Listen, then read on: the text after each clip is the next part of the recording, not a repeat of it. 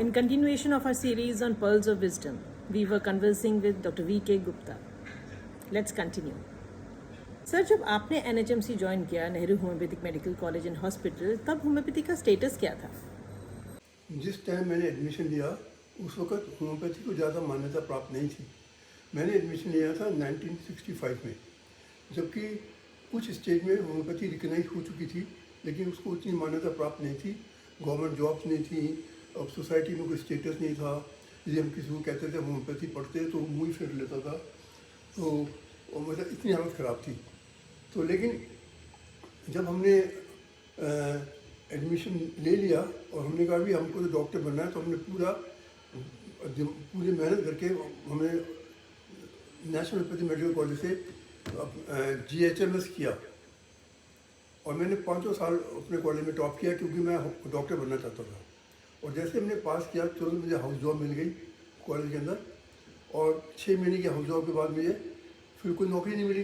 तो एक central council for research in Indian medicine and homeopathy की इसका ऑफिस था अपना डिफेंस कॉलोनी E ब्लॉक में। तो उसके अंतर्गत मुझे ड्रग प्रूविंग की नौकरी मिल गई। तो मैं बड़ा खुश हुआ कि मैं टॉपर था, इसलिए ड्रग प्रूविंग मुझे फटाफट नौकरी मिल गई। तो 6 महीने की नौकरी करने के बाद मुझे लगा कि ये जो प्रूविंग में कर रहा हूँ, प्रूविंग मास्टर बहुत सीनियर आदमी को मिलनी चाहिए। मैंने तो सिर्फ 6 महीने हुए थे, तो मुझे तो कुछ समझ नहीं आया कि मैं कर क्या रहा हूँ। और फिर जो मैंने प्रूवर को देखा कि मैं दवाई देता हूँ, एक पुड़िया तो खा लेते हैं, घर में जाकर पुड़िया नहीं खाते, और वो सिर्फ पैसे के लेने के लिए वहाँ आया करते थे। तो मैं बहुत निराश हुआ, मैं यंग आदमी था, बहुत निराश हुआ। तो मैंने 6 महीने बाद मैंने अपना रेजिग्नेशन दे दिया। मैंने डायरेक्टर साहब को कहा, और डॉक्टर JC शर्मा प्रिंसिपल थे, कि मैं वापस जाना चाहता हूँ। तो कहते क्यों? तो मुझे थोड़ा सा झूठ बोलना पड़ा कि मेरे पिताजी ठीक नहीं रहते, बीमार रहते हैं, तो इसलिए मैं घर में अकेला डॉक्टर हूँ, तो मुझे उनकी देख रेख करनी है। तो उन्होंने मुझे परमिशन दी, नहीं तो मुझे परमिशन नहीं मिलनी थी। इतना झूठ बोलना पड़ा। तो आपकी इनिशियल लाइफ में काफ़ी स्ट्रगल्स रहे ना सर? इनिशियल स्ट्रगल तो उस समय में हर होम्योपैथी डॉक्टर के लिए स्ट्रगल थी। ऐसा मैं कोई अजनबी नहीं था, सबके साथ जो होता है। तो जब मैंने अपने कॉलेज से रेजिग्नेशन करके मैं रिज़ाइन करके आ गया, तो फिर मैं नेहरू होम्योपैथी कॉलेज गया। वहाँ पर जाके मुझे पता लगा कि वहाँ पे डिमांड थी क्वालिफाइड डॉक्टर मिले, जो कि इंस्टीट्यूशन में क्वालिफाइड हो और ज़्यादा एजुकेटेड हो। और तो मैंने वहाँ अप्लाई कर दिया, तो मुझे कॉल भी आ गई। और मैं जब अपीयर हुआ तो उस वक्त डॉक्टर युजवी सिंह, जो कि founder of Nehru homeopathy medical college के थे, वो चेयरमैन थे। डॉक्टर भटनागर वहाँ पे प्रिंसिपल थे। तो उन्होंने कहा कि हम जो सैलरी देंगे, जो डॉक्टर 250 रुपये से लेकर 600 रुपये की सैलरी देंगे। तो जब मेरा इंटरव्यू अच्छा हो गया, मैं तो टॉपर था ही, इंटरव्यू मेरा अच्छा हो गया, तो मुझसे पूछा आप कितनी तनख्वाह लेंगे? मैंने कहा मैं 600 लूँगा। कहते आपने अभी तो पास किया है, 1 साल तो हुआ है।